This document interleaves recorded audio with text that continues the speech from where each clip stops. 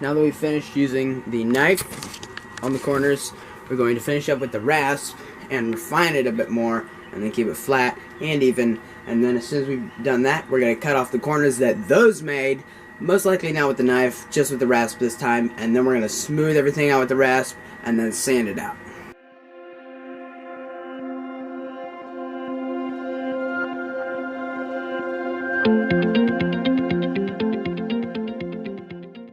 Okay, so what we've done here is we've carved off the corners and basically created new ones with the rasp and the knife. And the new ones are these corners that are at more of a obtuse angle. First ones were right angles, we cut those off, and now we've created two obtuse angles. And if you'll notice, as soon as we take off or smooth these other angles, these other corners right here, we will have, it'll be even more oval than it was. It'll be more smooth surface and it'll be rounded. So that's basically all a handle is. It's making corners just by smoothing off the first ones and then smoothing off those, and then you have a rounded handle. So we'll do that next with the rasp.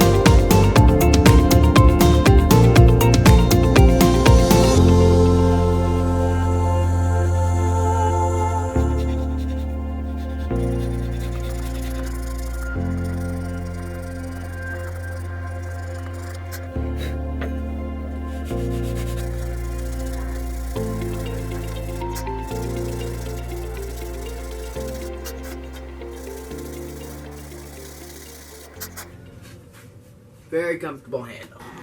We've reached the difficult part of the sword, which also happens to be the last part. We're going to finish up the tapered point, going with the measurements we did earlier. You can see here. And first of all, we have to take off from here to here with the hatchet, and then go along with that as well. And then here to here with the hatchet. And then we'll have the basic point, which is before we add the edges. And then we draw the edges on the flat part of what will then be the edge later of what we just revealed after taking off these triangles with the hatchet. So we're going to start this hard step by getting rid of flattening this little bit of wood filler I had there. And then we'll go on to the hard parts. I don't mind saying that I don't really like this part of carving a sword. But it's still pretty interesting. We'll get to it.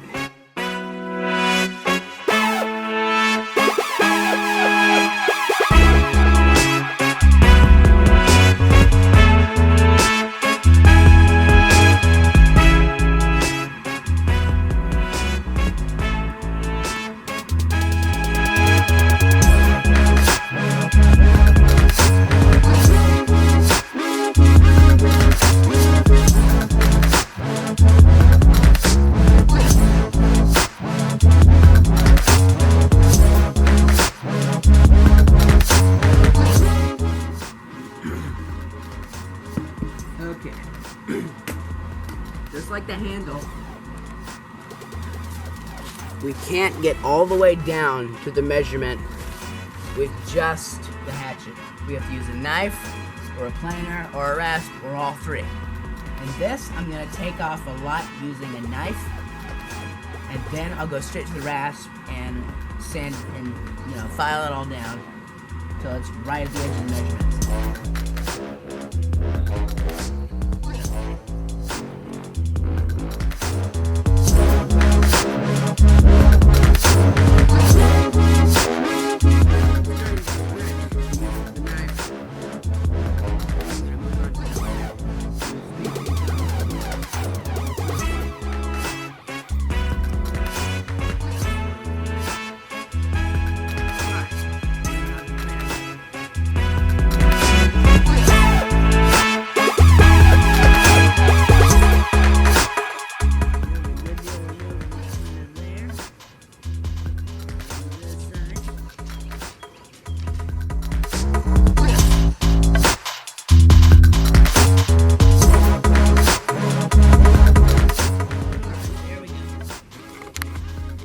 I'm going to refine the planer's work with the rasp on the edges, and then we'll come back.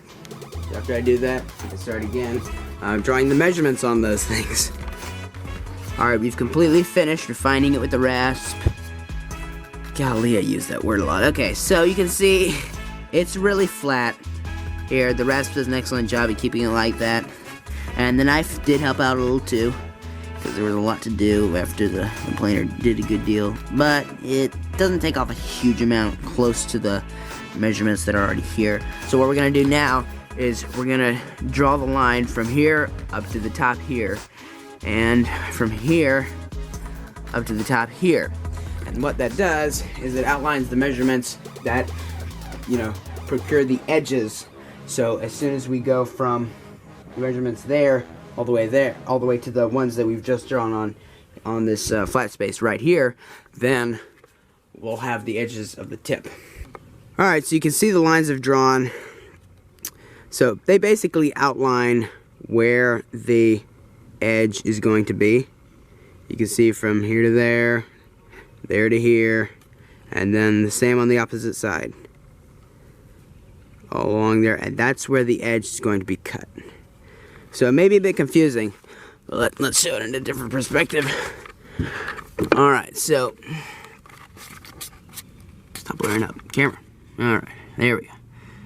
So from this line over to this line is going to be one edge, and you can see we're actually crisscrossing them. So this is complicated. And then from this line right here, over to this line right here is going to be another edge, and the same on the other side. So they're crisscrossing lines, and I'm supposed to be making edges out of them. It's like trying to make a three-dimensional object when you only have two-dimensional tools. That's one way of putting it. It might not be quite sound enough for this kind of theory. Anyway, so yeah, that's basically it.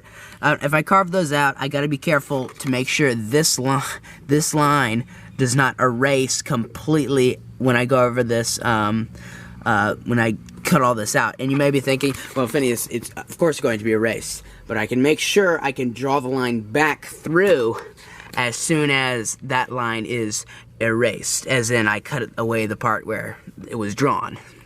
So a point like right here can make sure I don't exactly lose the line completely, and I can keep the line where it's going.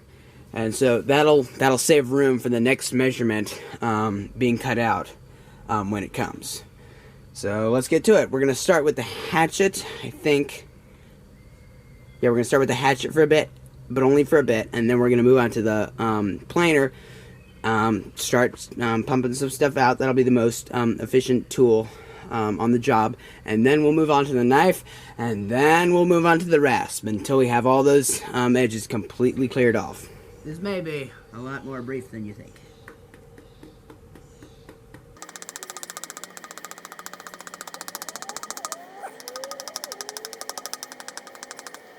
Yeah, I think we'll just move on to the planer from here, because this isn't really sharp enough to do the job. Yeah, much easier. Okay.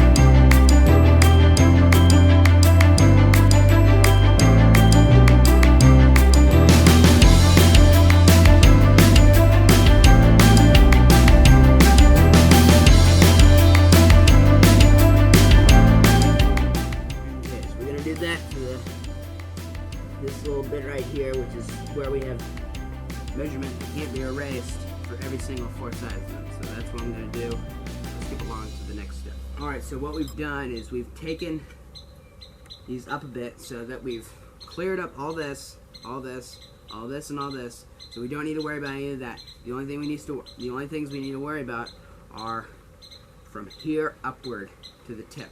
And so as soon as we get these flat enough with the rasp, even though they might not be completely on, we can, basically all you have to do is one measurement. As soon as we do that, we can elongate this line that used to be on a flat surface up here, but now it can be on a a slanted surface right now. So what we're gonna try to do is we're gonna smooth this one down and then see if we can draw a measurement on top of it. And basically, if we want to keep things simple, we could just bring the rasp, have the rasp bring these sides up into one straight line like that, and that might even be easier. So we might just want to do that if we can't draw another measurement.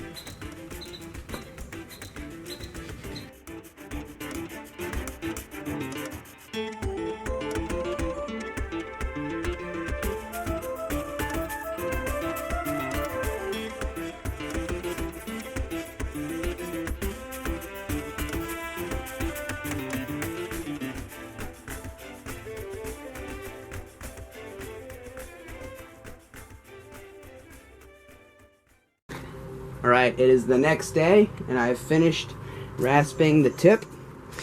And so what we're going to do next is we're going to sand everything down so that it's really smooth. And then over here, I think it looks kind of cruddy. I'm going to finish down here with the rounded rasp and refine it a bit more. And then lastly, I'll redraw this line, and then I will do the bloodline, which I'll need a knife, and then three little files, which are really tiny, and I'll just kind of scrape some wood out with that, and then I'll finish up with the rounded rasp. And on occasion, when the bloodline needs to be a bit thicker, I'll use the real rasp to finish up the bloodline. So first of all, we're gonna start with sanding everything.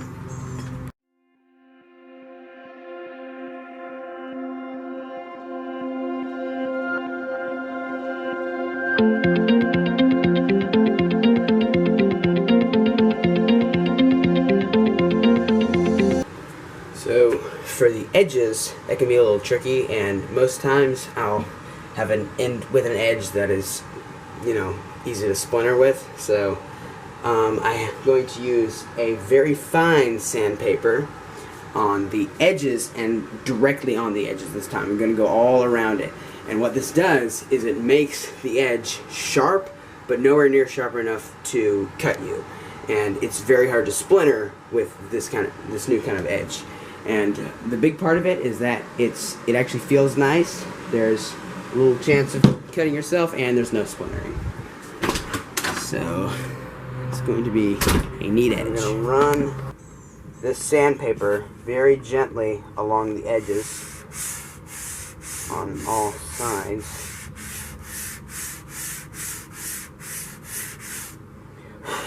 It's a very fine sandpaper. Basically, only you have to do this a couple times and you're good.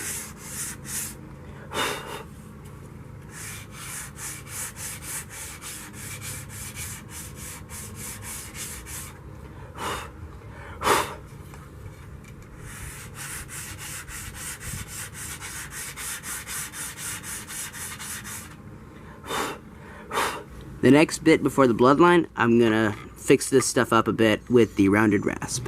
Alright, I finished making the edges a bit better. So you can see it's a lot more symmetrical, it's a lot more even. And we're gonna go straight onto the bloodline. Starting with, I think I'll redo the line first, and then I'll go onto the knife.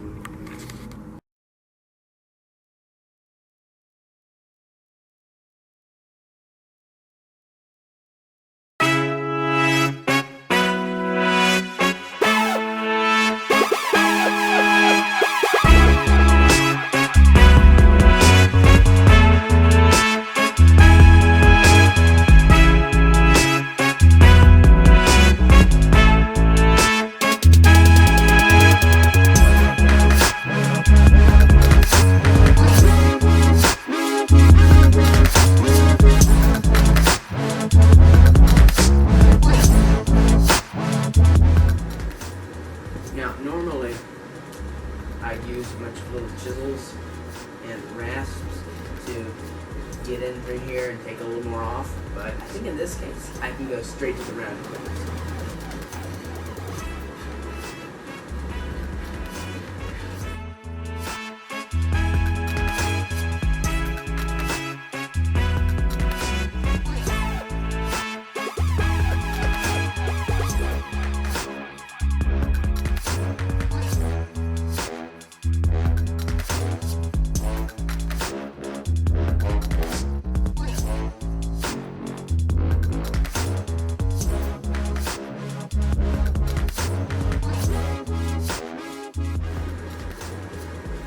does heat up. So I'm gonna have to watch out for my hands. I might burn my fingers. Alright.